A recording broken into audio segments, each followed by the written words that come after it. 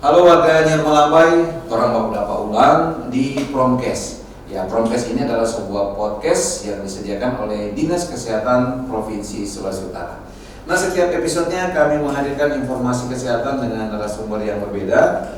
Dan pada episode kali ini kita akan berbicara mengenai sesuatu kegiatan yang sering kita lihat setiap bulannya di desa atau beberapa tempat tertentu yang disebut dengan Posyandu. Nah, untuk membahas topik ini sudah hadir di studio Dr. Rima Finlolong, Magister Kesehatan yang adalah Kabid Kesmas Dinkes Provinsi Sulawesi Utara. Selamat Bakudapa ini, Dok. Selamat Bakudapa. Iya, apa kabar?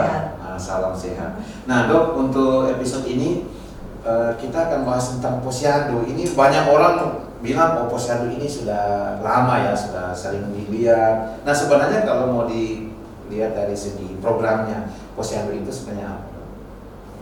Ya, terima kasih. Kalau berbicara Posyandu, jadi Posyandu itu kepanjangannya adalah Pos Pelayanan Terpadu, singkat Posyandu. Jadi dia merupakan kegiatan di masyarakat. Jadi dia merupakan bagian yang disebut UKBM atau upaya kesehatan bersumber daya masyarakat. Artinya upaya yang dilakukan oleh, dari, untuk, dan bersama masyarakat. Jadi bagaimana memberdayakan masyarakat untuk memperoleh informasi, tapi juga memberikan kemudahan dalam mendapatkan pelayanan kesehatan dasar di masyarakat. Jadi Posyandu itu prinsipnya adalah kegiatan yang diselenggarakan oleh, dari, dan untuk masyarakat itu sendiri. Salah satu upayanya adalah bagaimana kita memberikan pelayanan kesehatan dasar pada masyarakat. Oke, Dok, saya notice tadi bahwa ini ternyata dikelola atau memang full oleh masyarakat ya. Nah, tentu saja sebentar akan kita tahu ya, Dok, masyarakat yang kategori bagaimana yang bisa terlibat. Tapi barangkali bisa juga ditambahkan, kalau begitu, Dok, kalau ini disebut dengan serangkaian kegiatan ya, Dok, di situ, kegiatan apa saja yang dilaksanakan di Posyandu? Jadi Posyandu itu dilakukan biasanya di desa atau di kelurahan, biasa sebulan sekali. Jadi ada Ya, Dok, jadi sesuai dengan penjelasan dokter tadi bahwa Posyandu ini dari, oleh, dan untuk masyarakat ya. Nah, sebenarnya siapa saja sasaran yang diharapkan bisa datang ke Posyandu? Jadi Posyandu itu, kalau Posyandu konvensional itu adalah Posyandu balita dan ibu hamil. Yang awal-awalnya ya. Tapi sekarang berkembang bagaimana pemberdayaan masyarakat itu juga kita melibatkan sasaran pada remaja, pada lansia, termasuk pada usia-usia produktif. Jadi ada Posyandu juga untuk usia produktif, termasuk bagaimana mengukur, mendeteksi penyakit, mengukur tekanan darah dan lain sebagainya. Jadi itu kategori itu Posyandu yang dikategorikan, Dok, atau memang nyampur semua bisa datang nanti di apa ya? Yang sekarang banyak di masyarakat adalah Posyandu yang balita dan ibu hamil tentunya. Tapi ada juga sudah beberapa tempat secara terintegrasi melakukan Posyandu itu. Jadi ada juga sasarannya remaja, lansia, maupun usia-usia produktif. Jadi kalau misalnya Posyandu balita, diharapkan yang datang pasti banyaknya balita, begitu, Dok ya. Oke, Dok, kalau begitu apakah ada kegiatan-kegiatan khusus yang dilaksanakan di Posyandu? Jadi kalau di Posyandu itu biasanya disediakan 5 meja. Jadi ada meja pendaftaran, kemudian dilakukan, meja kedua adalah dilakukan pengukuran dan penimbangan. Jadi pengukuran tinggi badan, kalau pada balita tinggi badan, berat badan, lingkar kepala mungkin. Kalau pada ibu hamil biasa diukur juga tekanan darah atau lingkar lunak atas. Kemudian meja ketiga pencatatan. Jadi hasil pengukuran itu dicatat di buku KIA. Jadi sangat penting itu kalau pelaksanaan Posyandu, kalau untuk kesehatan ibu dan anak adalah membawa buku kesehatan ibu dan anak, karena di situ yang akan dicatat terkait supaya terpantau berarti ya. Kemudian keempat adalah meja imunisasi. Ada pelayanan imunisasi, kemudian pelayanan kesehatan lainnya, dan penyuluhan. Jadi meja kelima adalah mendapatkan edukasi terkait kesehatan bagi masyarakat. Oke. Iya dok, saya tertarik dengan yang meja ketiga, 4, 5 tadi dok ya. Karena itu sepertinya berhubungan dengan kompetensi kesehatan dok. Apakah yang duduk sebagai petugas di meja itu adalah nakes atau memang tetap dari kader masyarakat? Jadi untuk tenaga kesehatan itu kan bagian dari pemberian pelayanan kesehatan, apakah imunisasi dan pelayanan kesehatan pemeriksaan untuk ibu hamil. Tapi meja ramai itu melibatkan kader posyandu. Kalau kader itu berarti masyarakat di wilayah itu sendiri. Ya, boleh dikata ada kualifikasi dok berarti dok ya. Kader yang bagaimana yang memenuhi syarat untuk menjadi bertugas di situ dok. Kalau berbicara kader berarti kader dari masyarakat itu sendiri, kader yang mau memberi diri, karena ini kan pengabdian bagi mereka untuk pelayanan bagi masyarakat. Jadi kader itu kalau dia sudah jadi kader posyandu, biasanya puskesmas di wilayah itu memberikan pelatihan. Oh, dibekali dulu dok ya. Takutnya yang dulu itu yang masuk cara mengukur, menimbang yang sesuai standar. Ya. Jadi masyarakat tidak perlu ragu karena yang bertugas di 5 meja itu adalah kader-kader yang sudah diberikan pelatihan, ya, sudah dibekali dengan berbagai keterampilan yang terstandarisasi dan diawasi. Nah, saya agak penasaran juga, saya pernah dengar tentang posyandu aktif. Itu maksudnya apa, dok? Posyandu aktif itu adalah bagaimana posyandu itu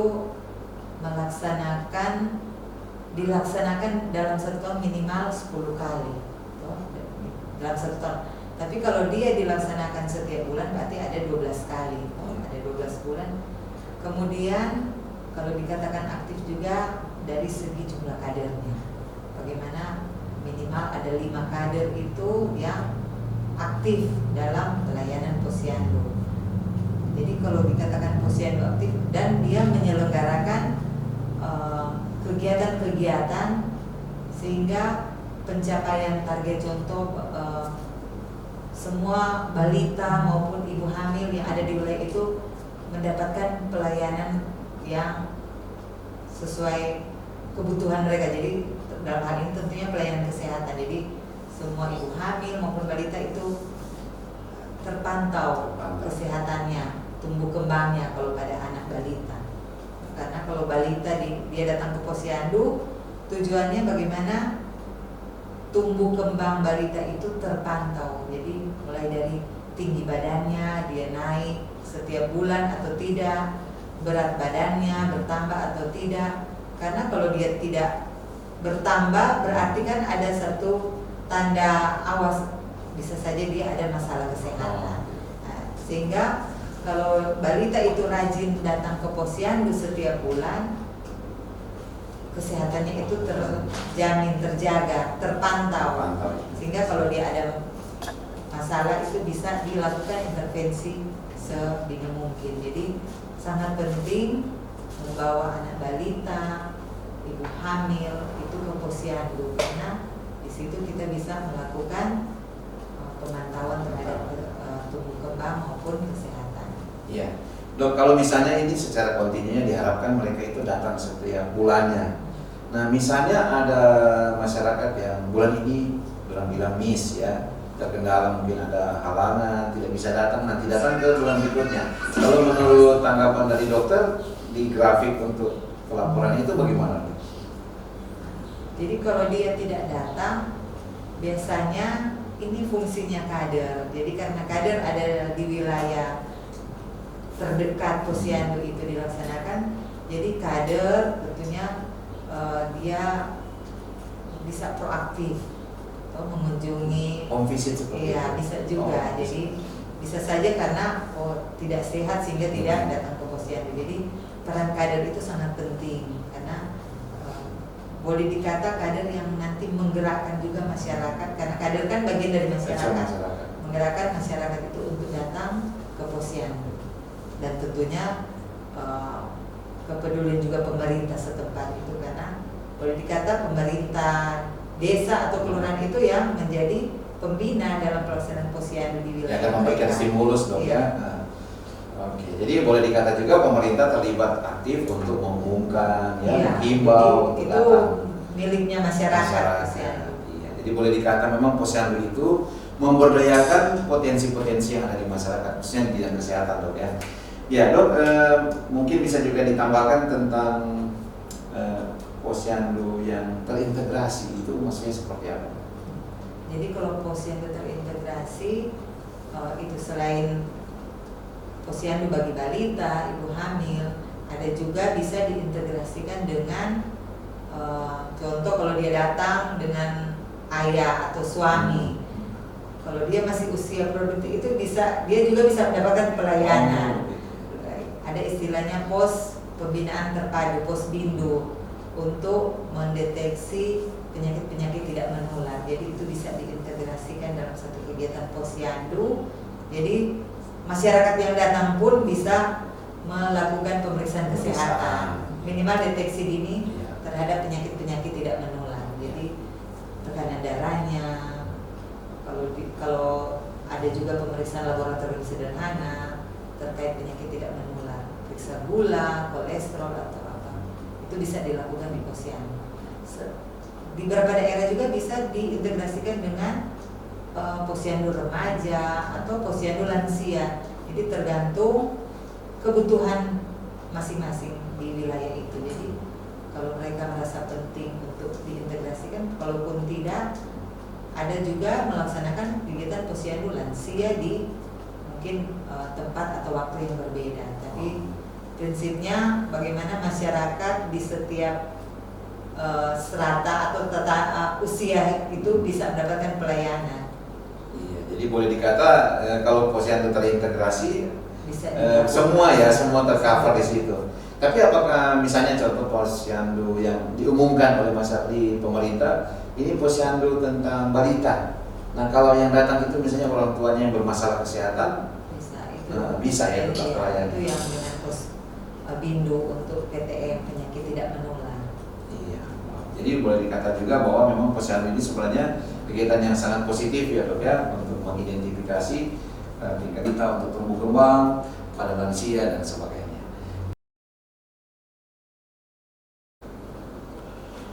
Ya, dok, kalau tidak salah ya, saya pernah baca satu referensi, ternyata untuk posyandu ini selain menjadi program yang sudah sifatnya nasional, ternyata juga ada satu pengkhususan, yaitu peringatan Hari Posyandu secara nasional yang kalau tidak salah di bulan April juga. Itu bagaimana dok tanggapannya?